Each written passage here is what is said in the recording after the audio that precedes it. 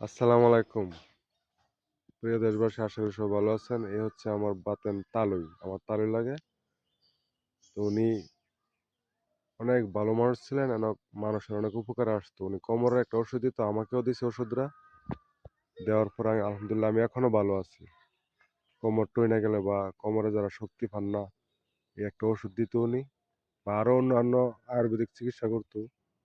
আলহামদুলিল্লাহ বয়স হয়েছে 90-এর কাছাকাছি। বয়স ওর কাছে হার মানতেছে, এখন দুর্বল হয়ে আসছে। ওনার জন্য অনেক দোয়া করবেন। আর ওনার একটা কথা শুনলাম, এখন শুই না, আমি নিজে অবাক হয়ে গেলাম। আমাদের এলাকায় মণিপুরা বাজার থেকে রাধাগঞ্জ বাজারের বা ওনার বাড়ি ফোন তো মনে হয় 4-5 কিলো, 4-5 কিলো কাকা, 6 মাইল, 6 মাইল রাস্তা আইসে তেনে 3 মণ 37 কেজি চাউল আটা ডাউল এগুলা নিয়ে বাজার করে নিয়ে বাড়িতে খাইবো।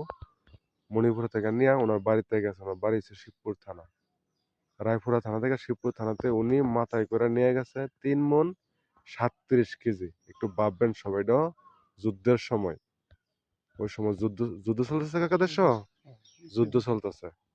কাকা আপনি একটু কন সবাই দোয়া করতে আপনার লাগি। সবাই আমার জন্য একটু দোয়া করবেন। আল্লাহ যেন সুস্থভাবে সুস্থ রাখে আল্লাহ।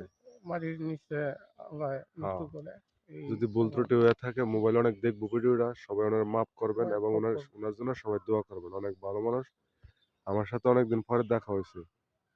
দোকানে আসতো, আসলে বসে কথা বলতাম। এখন দোকানে আসে না, ওনার জিয়ের বাড়িতে আছে। তো ওনার জিয়ের জামাই হচ্ছে আমার চাচাতো ভাই। তো আসলাম, এসে দেখলাম, দেখে ওনার সাথে একটু কথাবার্তা বললাম। তো ভালো থাকবেন সবাই, দোয়া করবেন ওনার জন্য। আসসালামু আলাইকুম।